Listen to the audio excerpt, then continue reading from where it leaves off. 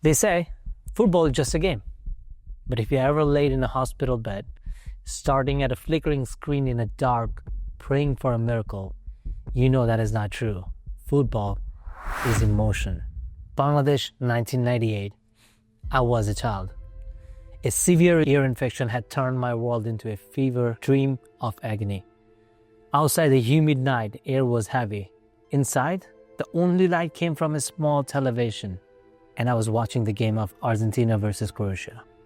I saw Gabriel Batistuta, the long hair, the power, the violence of his strike. I knew the name of Maradona. It was a myth spoken by my elders. But that night, amidst all the smell of antiseptic and the throbbing in my head, the myth became real. I felt a connection that defied geography. I fell in love with the sky, blue and white. That summer ended in tears. A quarterfinal exit. I learned my first lesson. To love Argentina is to assign contract with suffering. It is a romance built on almost. For 26 years, I honored that contract. Through the humidity of Asian summers and the cold of winter nights, I watched. Belief, heartbreak, hope, pain, and then the script has changed. This is the story how the suffering ended. This is the story of a boy who carried the weight of a nation, and the nation that finally learned to carry him back. ¿Cuál es tu ídolo como jugador? Maradona. ¿Cuál es tu sueño? Jugar en la selección argentina. Welcome to Kick Eyes. I South present Kick Eyes, which is going to be a segment that will continue throughout this World Cup. To understand the glory of 2022, you must first touch the scar of 2014. Brazil, the Maracana, the enemy's home. We were there. We were so close. I could almost touch it through the screen. Higuain's miss, Palacios miss, and then the Mario Götze goal. The image of Lionel Messi staring at the golden trophy. Close enough to see his reflection, but too far to hold. That moment broke something in the national psyche. The years that followed were a descent into madness. 2 Copa America final losses to Chile on penalties. The image of Messi crying in New Jersey, 2016. The words that stopped the world is, "It is over for me. I tried my hardest. The team is not for me." He quit. The greatest player in the history walked away, broken by the weight of expectation he could not meet. He came back, of course, because he loved the country too much. But 2018 in Russia was not a return of glory. It was a collapse. A chaotic team, a manager lost in his own ego, and a round of 16 exit that felt like a mercy killing. By 2019, the world had accepted that narrative that Lionel Messi, the world's greatest player, would join the list of legends who never conquered the world, like Cruyff, Maldini, and Messi. The door was closed. But in the ashes of 2018, a quiet man stepped forward. The Lionel Scaloni effect. The Lionel Scaloni himself. He was not a star manager. He was the assistant manager back then. The press called him an intern. They said he had no experience. Even Maradona, God rest his soul, said Scaloni couldn't direct traffic, let alone the national team. But Scaloni possessed something the other lacked: humility and a plan. He understood that pass it to Messi and pray tactic was dead. It's not going to work anymore. He began an exorcism. He removed the old guard, the friends of Messi who carried the trauma of past defeat. He brought in kids who didn't care about history. Cristiano Romero, Lisandro Martinez, keepers of the defensive line who played with violence and heart. And then the 2021 Copa America happened. Now here's the funny thing about 2020 Copa America. Because of the heartbreak, I did not even watch the entire tournament. But until they get into the final in Maracana and the Brazil again, the Di Maria chip, The final whistle, Messi falling into his knees, not in despair but in relief.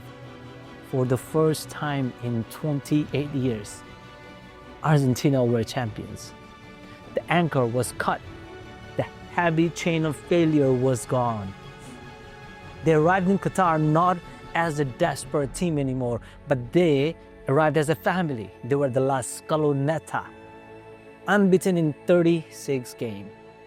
But guess what? The World Cup, they don't care. They don't care about your unbeaten streaks. It was supposed to be a coronation, a warm-up match against Saudi Arabia. But in football, hubris is punished instantly.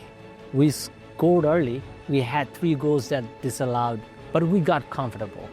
And then, 5 minutes. It took 5 minutes of madness. 1-1, 1-2. The final whistle blew, and the silence was deafening. I remember sitting in my room and feeling the old sickness return. One of my friends texted me and rubbing that in my face.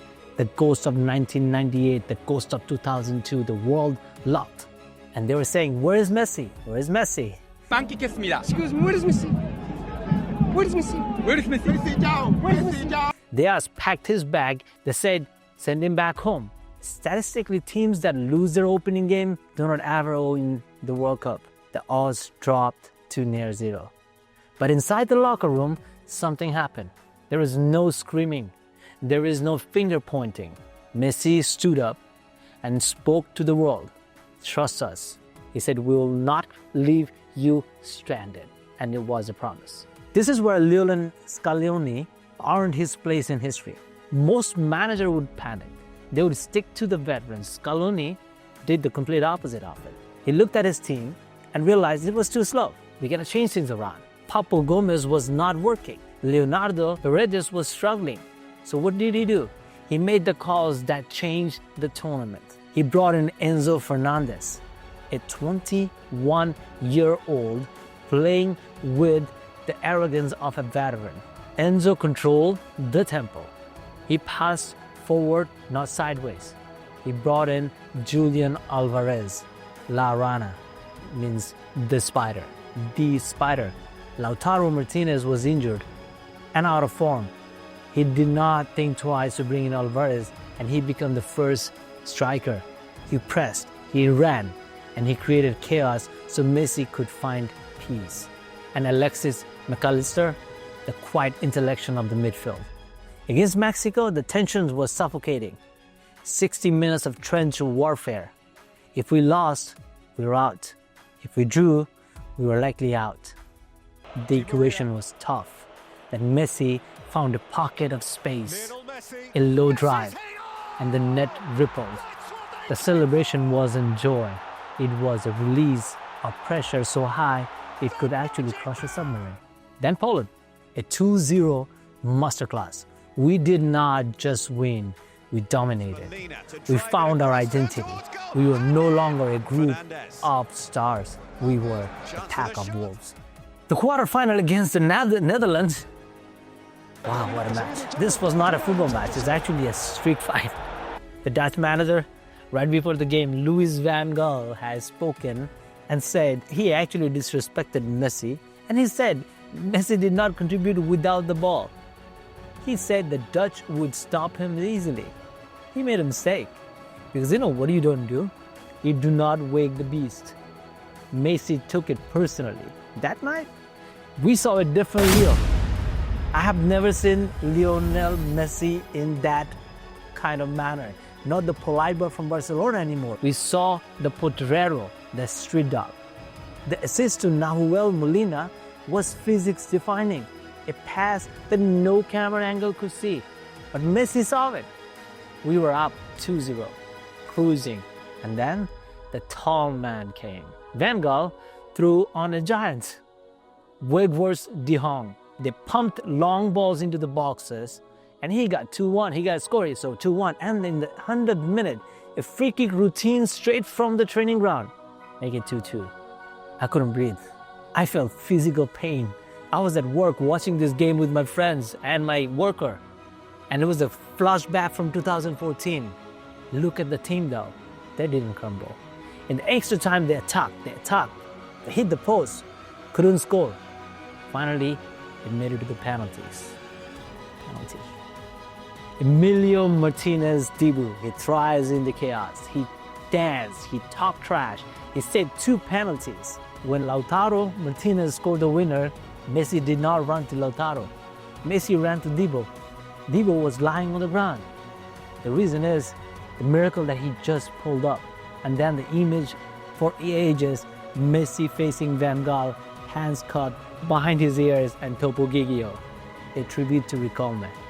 A message to the world, respect us. The Croatia game, semi-final, the ghost of my childhood. The team that I watched in the hospital room in 1998. The team that beat us 3-0 in 2018. Revenge is a dish best served by a genius. Josko Guardiola was the best defender of the tournament. The man in the mask, young, fast, and strong. Guess what? In the 69th minute, Messi took him for a walk. He stopped, he turned, he accelerated, and he stopped again. He twisted the young defender's blood. He drove to the byline and cut it back. Julian Alvarez finished it at 3-0. It was a statement. We weren't just winning, we were enjoying it. We're heading to the final. December 18, 2022. Defending champions France, Kylian Mbappe, the heir to the throne. Scaloni pulled one last tactical surprise and held Di Maria on the left wing. France didn't expect that. Kunde could not handle him. For 79 minutes, Argentina played the perfect game of football. It was a symphony. Di Maria was electric. Messi scored a penalty. Di Maria scored a team goal that was pure art. 2-0. We were singing in the club that we're in. I was already drafting the champions text messages so that I can send it to my Brazilian supporters. But the football gods has a cruel playwrights. They demanded a third act. 80th minute, penalty to France. Mbappe scored. 81st minute, a volley. Mbappe scores 2-2 in 97 seconds. 26 years of trauma came rushing back. The air left the room. Heart was hammered against my ribs like a trapped bird. We were tired. We were broken. And France was flying. We go to extra time after that. Messi scores again. It's a 3-2 game. This has to be it. It has to be. But then, a handball. A penalty. Mbappe scored 3-3 again. And then, in 123rd minute, the ball falls into Colomwani. He's 1-1 with Dibu Martinez. If this goes in, it's over again. The dream dies. The narrative becomes a tragedy. Dibu Martinez stretched out his left leg, and the save of the century, not a save, a resurrection. Penalty comes, and one more time. Mbappe scores, Messi scores, Coman misses, Dibu saves, Dybala scores, Tukumeni misses, Paredes scores. Gonzalo Montiel, the last person to take that penalty. He walks up, he does not look at the keeper, he looks at the ball. I close my eyes. I thought of 2014 final. I thought of Maradona. I thought of the boy in the hospital bed in Bangladesh, watching Batistuta, not knowing that this is the moment to take 26 years to arrive. He scores. Messi falls to his knees. He doesn't run. He just collapses. The weight of the world, the weight of the history, the weight of the expectation of 45 million people, it all slid off his back. They say it is just a trophy, a piece of gold. But watch the streets of Buenos Aires. 5 million people were flooding the avenues. Watch the streets of Dhaka, Bangladesh, where millions poured out at 3 a.m. crying, hugging strangers. Here in Atlanta, we were in a club. We didn't know anybody, but we were hugging. I called one of my Argentina co-worker and called her, and we cried because Messi gave everything. Who was broken by his own people and who came back to give them the one thing that they needed most. Lionel Messi gave them the World Cup. He completed the football. And somewhere in the memory of a hospital room in 1998, a little boy is smiling and saying, it was not the wrong decision to support Argentina as my favorite team. Y hoy este hombre de 35 con las 3 estrellas, ¿qué le puede decir ese pibe? ¿Cuál es tu sueño? Jugar en la selección argentina. Bueno, que le espera algo extraordinario, algo que no se lo podría imaginar, que va a tener un camino en su profesión muy hermoso, con momento duro que va a tener que superar, pero que nunca renuncie a su sueño, porque al final va a tener su recompensa más deseada y va a tener un final feliz, como si fuera una película que termina con el final feliz. Hermosa película. Muy linda. Hermosa. Muy linda. Hay que verla de vuelta.